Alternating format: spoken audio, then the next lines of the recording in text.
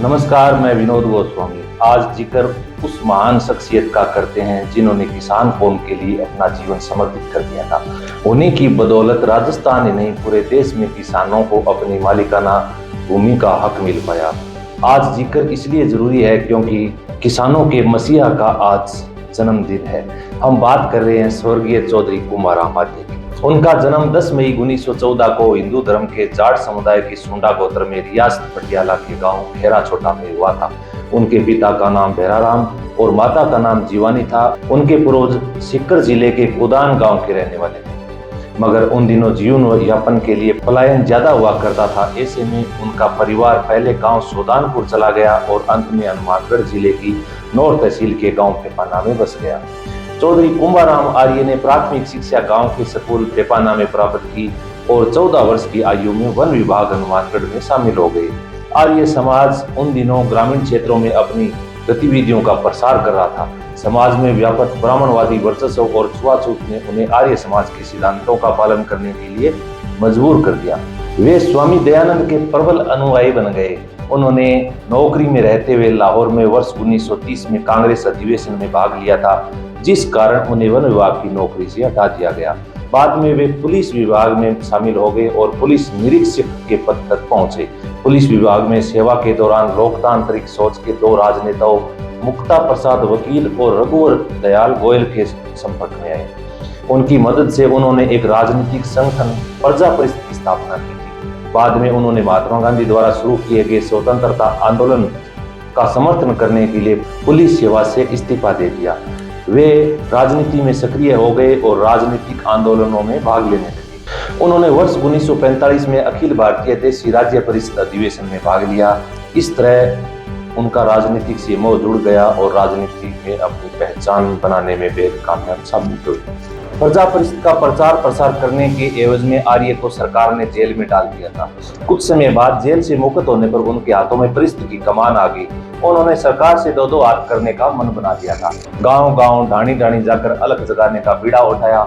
अलख जन के लिए सर्वप्रथम नौर तहसील के ललाना गांव में किसानों को बुलाया गया। इस दौरान सैकड़ों किसानों ने उनको साथ देने की शपथ ली थी और उसके बाद लोहा गांव में अगली सभा का आयोजन किया गया। लोहा गांव में जागीरदारों के डर से कुछ लोग नहीं आए। सभा मंच से रामजस सामंतों के खिलाफ क्रांतिकारी गाने गाए तो जागीरदारियों ने उसी समय रामजस को मारने की धमकी दे डाली। उसके बाद स्वयं कुंभाराम मंच पर दहाड़े मारकर जागीरदारों को धलकारा था। उसके बाद जागीरदारों की सीटी पीटी गुम होने लगी। कुंभाराम आर्य को बीकानेर स्टेट ने राजद्रोह के आरोप में गिरफ्तार कर नजरबंद कर दिया था। फिर देश बहिष्कार दे दिया। देश बहिष्कार के दौरान कुंभाराम आर्य लोहारू के आर्य मंदिर में रहे।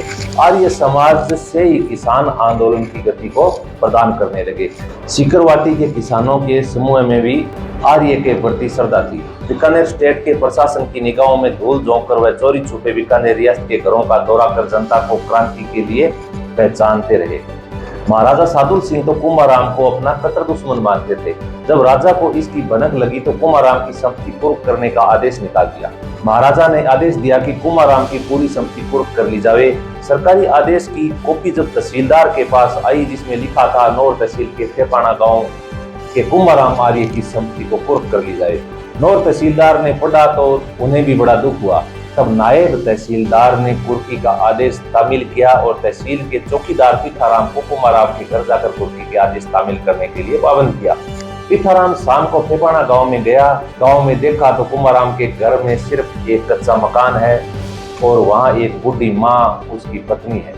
एक दो क्रोमेट फोटो भी पड़े हैं। एक बछड़ी थी जो अजनबी के पहुंचने पर जेवड़ा तोड़ाकर भाग निकली। बस यही संपत्ति थी कुंभाराम आर्य की।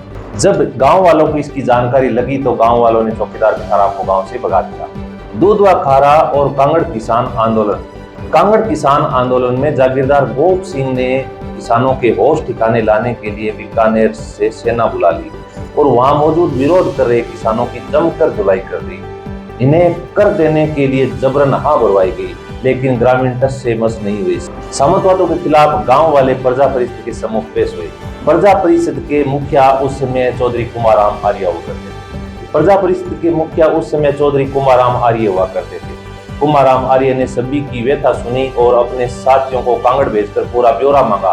कांगड़ जाने वाले स्वतंत्रता सेनानियों में गंगादत्त रंगा, स्वामी सचिदानंद, हंसराज आर्य, मास्टर दीपचंद, केदारनाथ, मोजीराम और रूपराम थे। गांव वालों की करुण गाथा सुनकर क्रांतिकारी रो पड़े। सामंत के सिपाहियों ने इन क्रांतिकारियों को भी पकड़ लिया जो ग्रामीणों का ब्यौरा लेने के लिए गए थे।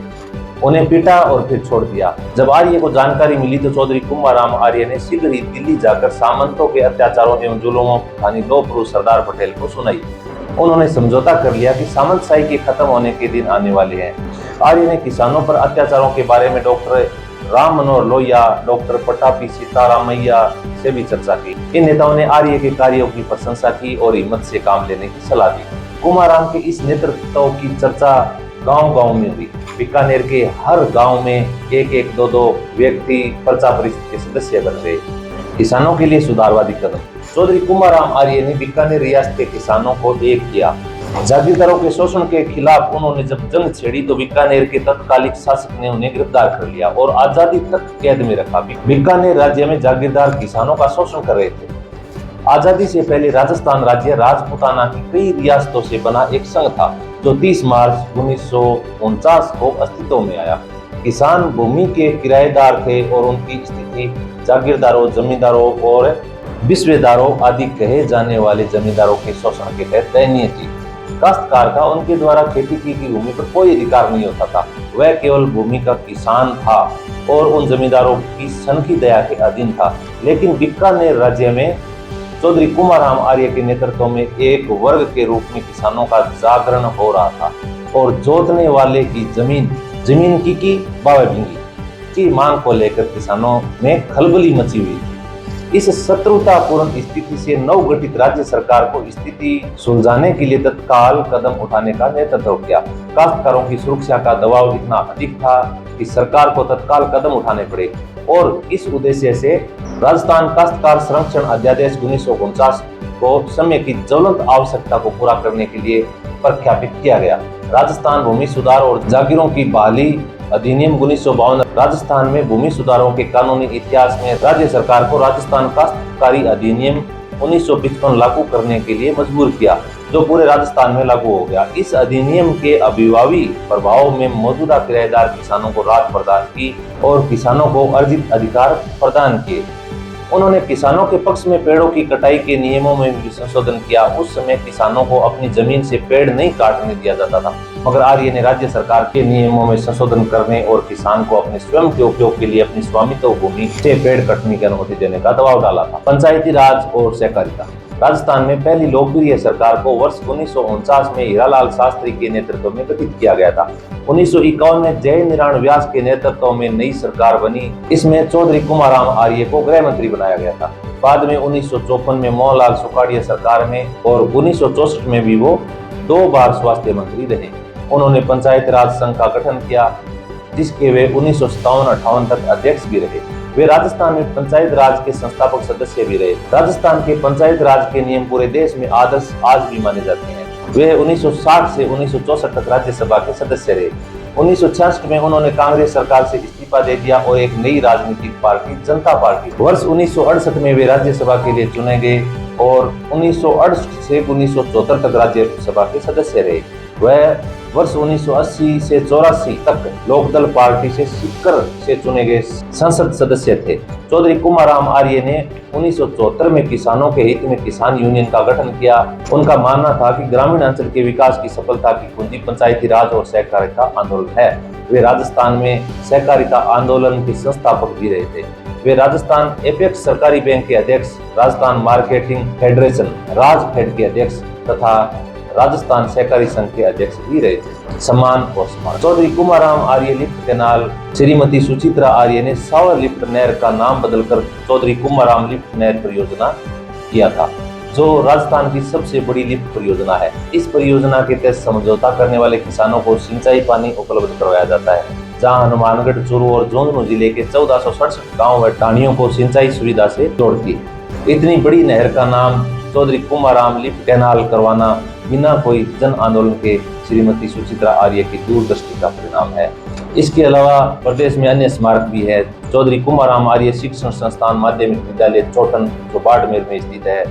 चौधरी कुमाराम सेकेंडरी स्कूल खुइया जो मानगढ़ जिले में स्थित है, और किसान घाट जयपुर। जयपुर के दुर्गापुरा स्थित कुमाराम जी की समाधि स्थल जो 500 वर्ग गज है, वहीं पर चौधरी कुमाराम जी, उनकी माताजी जीवनी देवी, उनकी धर्मपत्नी भूरी देवी, उनकी नानी और ड्राइवर लादू सिंह राजपूत तथा लादू सिंह की पत्नी की भी समाधि है।